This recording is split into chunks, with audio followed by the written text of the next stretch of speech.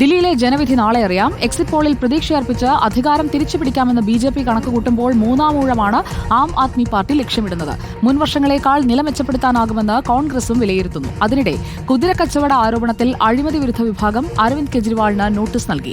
തെളിവുകൾ ഹാജരാക്കണമെന്നാണ് നിർദ്ദേശം.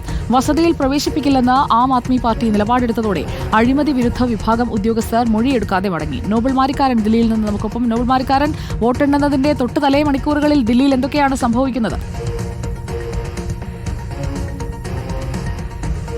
സുജ, വോട്ടെണ്ണാൻ മണിക്കൂറുകൾ മാത്രം ബാക്കി നിൽക്കെ ദില്ലിയിൽ സംഭവബഹുലമായ കാര്യങ്ങളാണ് ഉണ്ടാകുന്നതെന്ന കാര്യത്തിൽ യാതൊരു സംശയമില്ല. അരവിന്ദ് കെജ്രിവാളും ആം ആദ്മി പാർട്ടിയും ഓപ്പറേഷൻ താമരയ്ക്ക് ബി.ജെ.പി ശ്രമിക്കുന്നെന്ന ആരോപണം ഉന്നയിച്ചതിൽ ദില്ലിയിലെ അഴിമതി വിരുദ്ധ വിഭാഗം ഇതുമായി ബന്ധപ്പെട്ട അന്വേഷണം ഏറ്റെടുത്തിട്ടുണ്ട്. അതിന് നോട്ടീസ് നൽകാൻ ഇന്നിപ്പോൾ അരവിന്ദ് കെജ്രിവാളിന്റെ വസതിയിൽ എത്തിയ ഉദ്യോഗസ്ഥരെ അങ്ങോട്ട് കടത്തിവിട്ടില്ല. മണിക്കൂറുകൾ ഉദ്യോഗസ്ഥർ കാത്തിരുന്നു.